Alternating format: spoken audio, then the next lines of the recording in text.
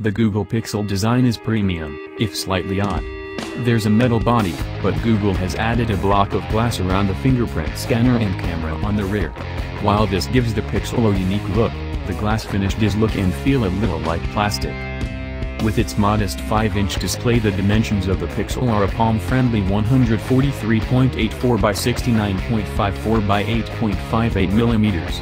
It's a little chunkier than its rival flagships, but the depth tapers to 7.31 millimeters at the base, which makes it easier to hold in one hand. The power, lock key and volume rocker fall nicely under thumb and finger on the right side of the Pixel, while the Nano SIM tray is the only blemish on the left. On the base of the phone, the USB-C port is flanked by 2 grills, although only one of those is a speaker. It's not a dual setup, with the other grill hiding the microphone. The Google Pixel screen is a bright, clear Full HD offering stretched across 5 inches.